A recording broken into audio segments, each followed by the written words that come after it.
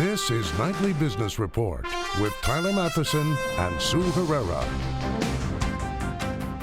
Profit slide. Apple posts its first annual earnings decline in 15 years, but gives investors hope with an upbeat forecast. Blue chip trends. Now that more than half of the Dow has reported earnings, what does that tell us about the strength of the economy? Sticker shock. Costly premiums. Insurers are scaling back. What, if anything, can be done to fix the Affordable Care Act? Those stories and more tonight on Nightly Business Report for Tuesday, October 25th. Good evening, everybody. I'm Sue Herrera. Tyler Matheson is on assignment. We begin tonight with Apple, a stock you likely own, if not outright, then in a retirement account or a mutual fund.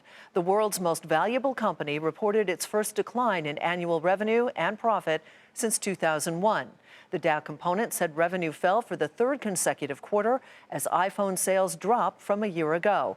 But remember, despite the fall off in numbers, Apple is still the most profitable American company, and it did issue a rosy outlook. For the latest quarter, Apple earned $1.67 a share, 1 cent better than estimates. Revenue fell 9% to more than $46 billion, just about in line with expectations. The stock popped, then dropped in initial after-hours trading. Josh Lipton has more now on Apple's results.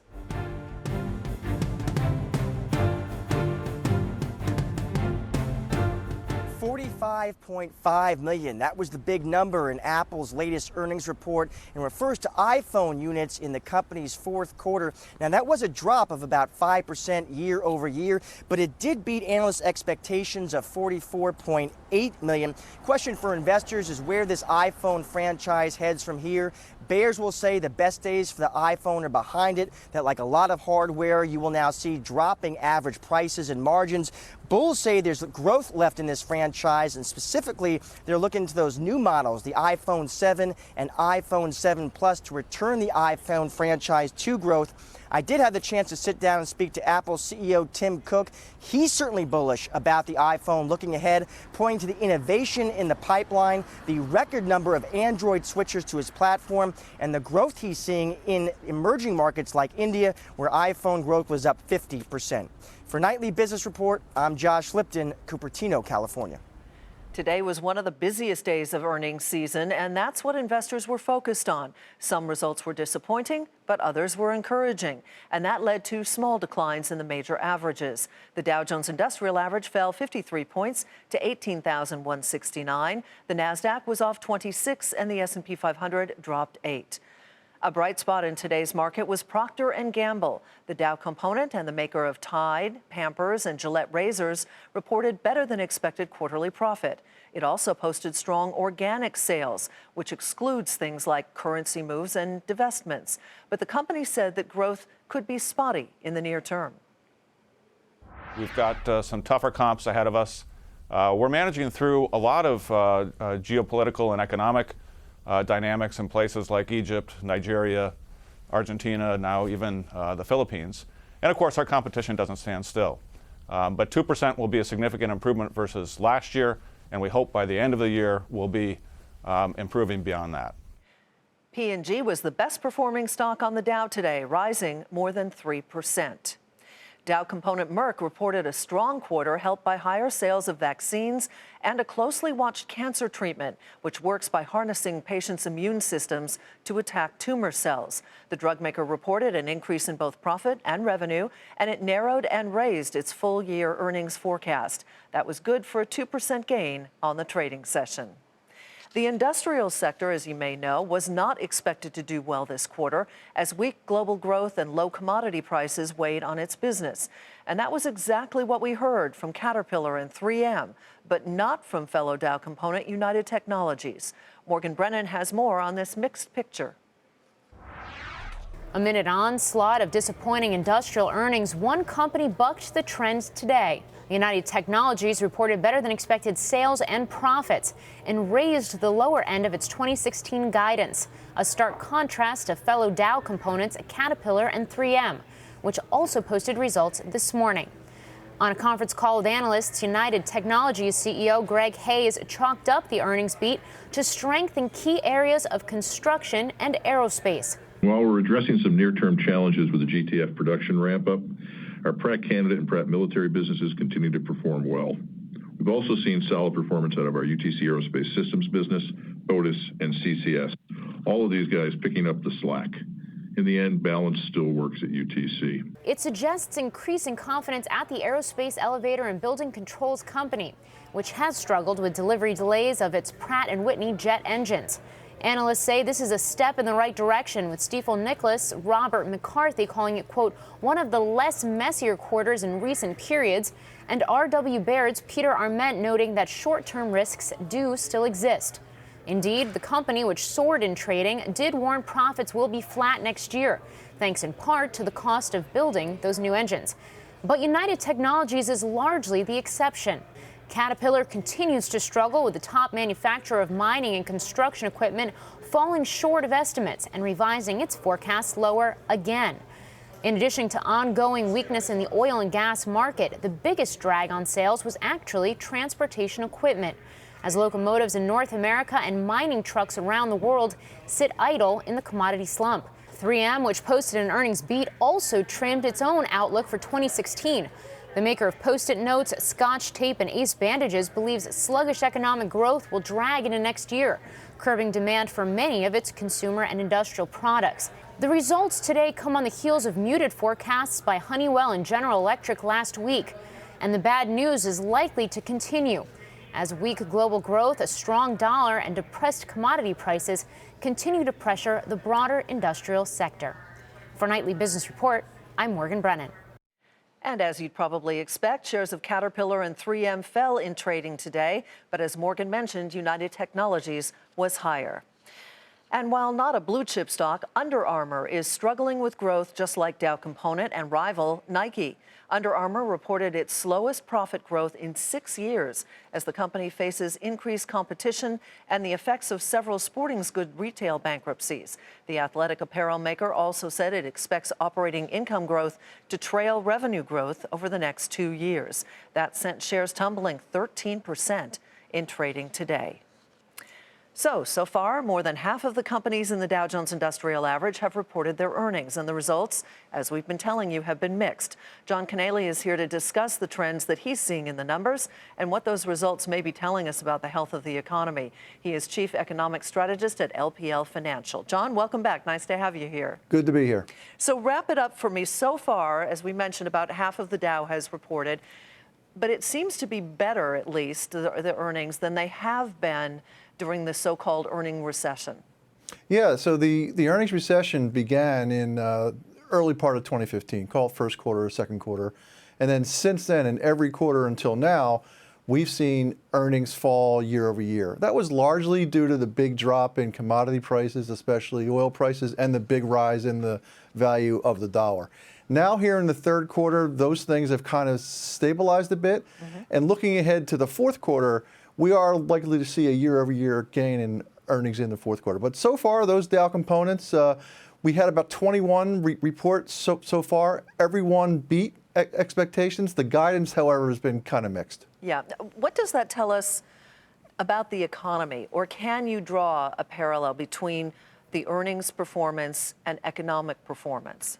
You know, you have to remember what these Dow companies are. These are big, gigantic, multinational corporations that do a lot of exporting, also very manufacturing heavy. Our economy is only about 10%, 15% manufacturing. The companies in the Dow, they're going to derive 30 or maybe even 40% of their revenues from manufacturing. That's one big difference. The other big difference is exports. Our economy, maybe 10, 15% of our economy is exports. Some of those big Dow components, it's upwards of 50, sometimes even 60%. And as we know, overseas economies have struggled a lot. So I wouldn't draw too much inference, but we do want to see that earnings recession end so we can push those stock indices back to all-time highs. Does it take the prospect of recession off the table? You know, if you look out to the data that we have in hand and some of the more data that's leading on the economy, it puts the odds of recession pretty low. I'd say somewhere in the 10 to 15% chance of a recession over the next year or two. So from the data itself, pretty low odds of recession. What we're hearing from corporations, they expect slow growth, but not recession.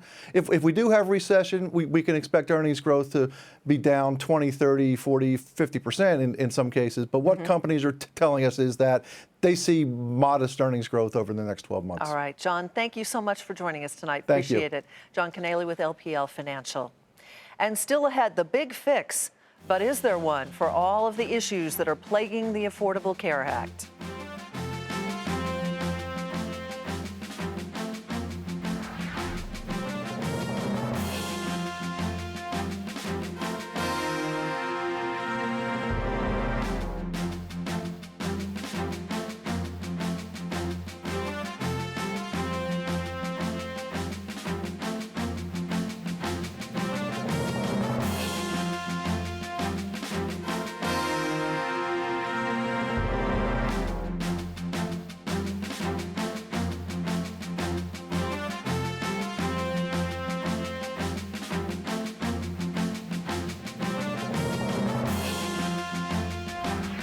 Home prices are still rising. According to the latest S&P Case-Shiller index, prices gained more than 5% in August from a year ago.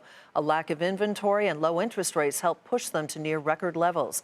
The strongest year-over-year increases were in Portland and Seattle, both up more than 11%. And Denver, it was up more than 8%. It is open enrollment season, the time of year when people can make changes to their benefits and health coverage. But as we reported last night, those who get their health insurance through the Affordable Care Act are in for some sticker shock. Average premiums are rising sharply.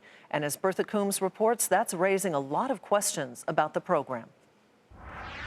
Consumers shopping for Affordable Care Act will see premium increases that average about 25% for next year, according to the Health and Human Services Department.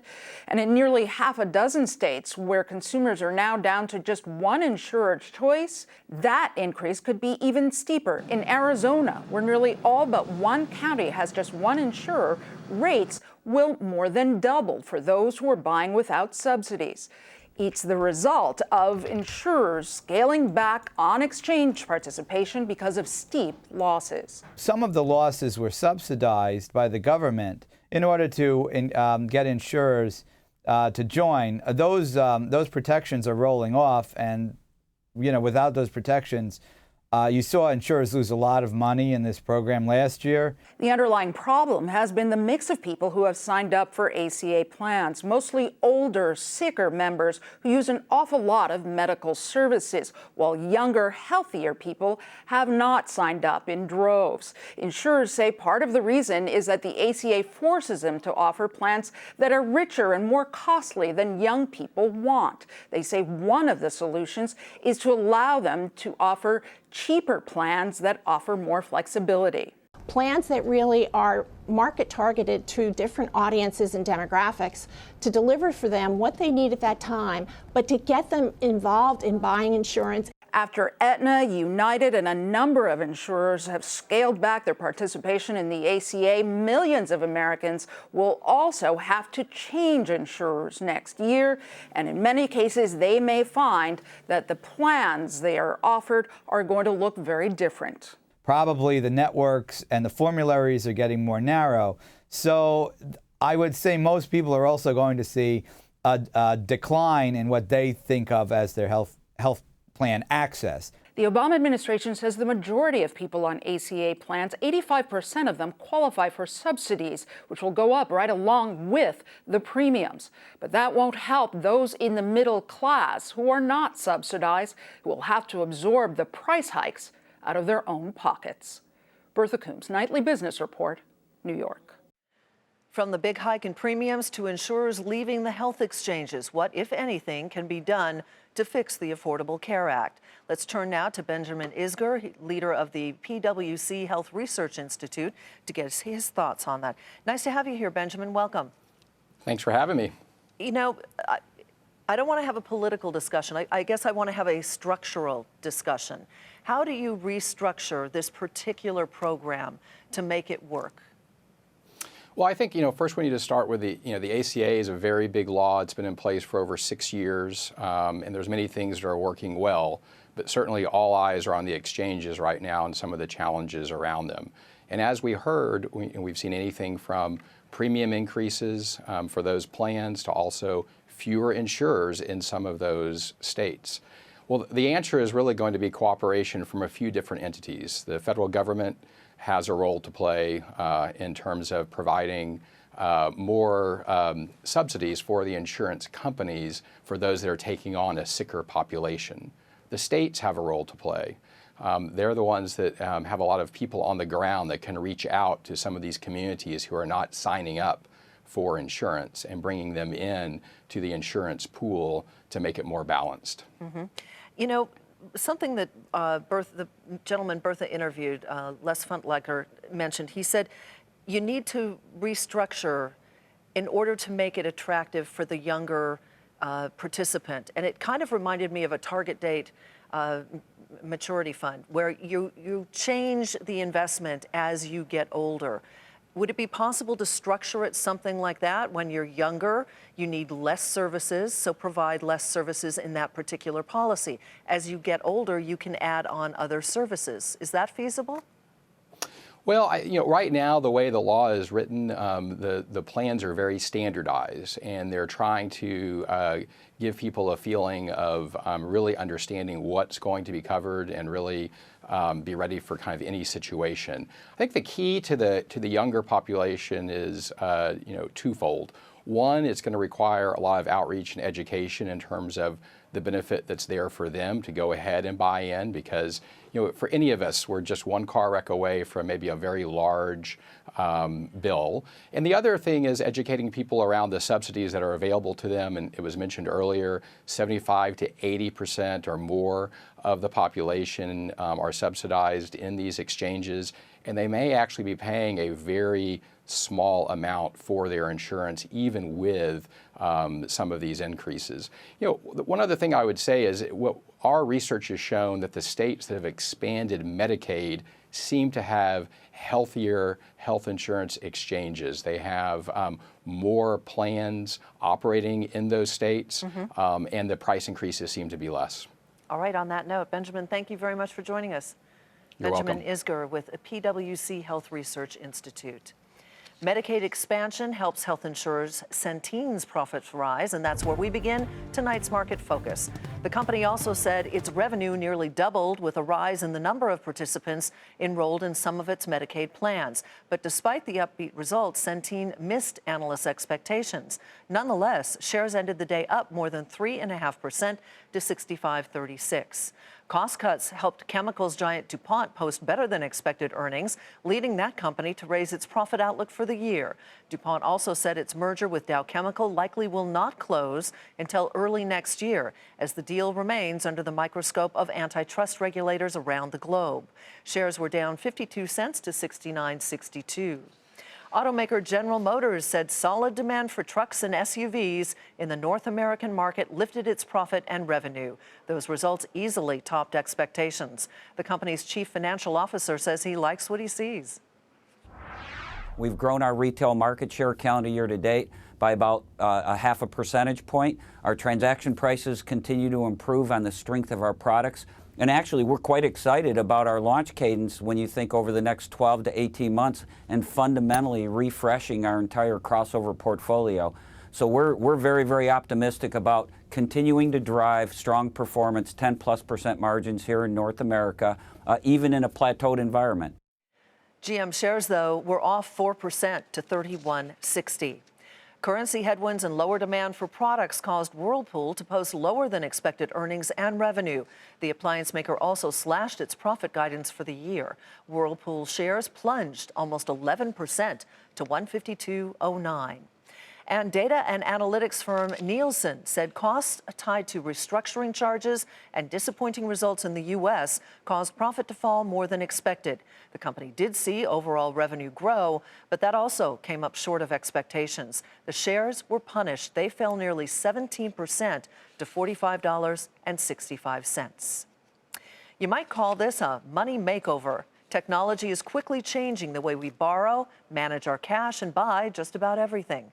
Kayla Tausche gives us a glimpse into the digital payments future from the world's biggest event dedicated to financial services innovation. She's in Las Vegas. 1 week a year, the conversation on this strip turns to this strip. At Money 2020, companies from major credit cards to brand new startups are trying to change the way we pay for good. Go ahead and transfer $800 from your savings. Take Erica, a new virtual assistant from Bank of America.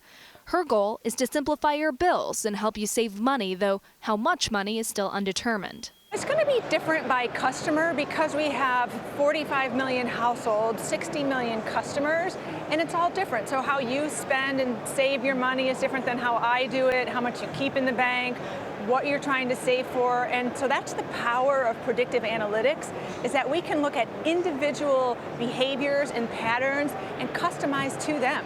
Other advances are invisible, using data collected behind the scenes to help banks lend better. Think of it more like Intel Inside, except we're not a chip. We're very sophisticated AI intelligence. And it's really taking something consumers are familiar with, which is the credit score, and saying, let's take that credit score and make an interactive experience. It's solving really big pain points for consumers, but it's embedded into many of the new fintech services that the biggest banks are offering. From lending to spending to shopping, the search is on for the next big thing. Some, like MasterCard's Selfie Pay, are nearly ready for prime time. Others are still in the early stages. What's clear, I am processing your transaction now. The question at the register will no longer be paper or plastic. Thank you, Pepper. But where's your phone? For Nightly Business Report, I'm Kayla Tausche in Las Vegas. Coming up, closing the gender gap in the powerful technology sector and why that may be good for the industry's bottom line.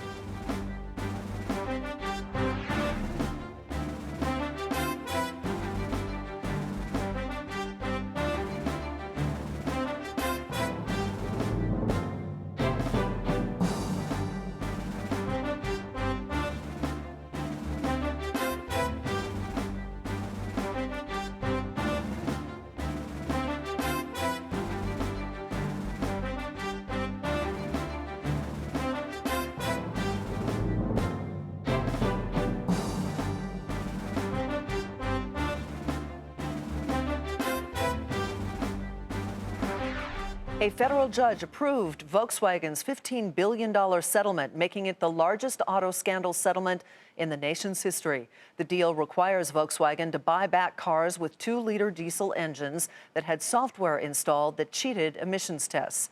Car owners will be offered between $5,100 and $10,000 each in compensation, along with the option of a buyback or a fix. The self-driving startup called Auto teamed up with Anheuser-Busch to deliver a tractor full of beer. The 120-mile trip was made last week. It started in Fort Collins, Colorado, and ended up in Colorado Springs. It's believed to be the first commercial shipment by a self-driving vehicle. There was a driver in the truck, but he didn't always stay in the driver's seat. Auto's technology right now is limited to the highways. And technology, of course, is playing a bigger role in our lives, but the industry is dominated by men. The push for gender equality was the big topic of conversation at the recent Grace Hopper Conference, the largest gathering of women technologists in the world. And Julia Borston was there.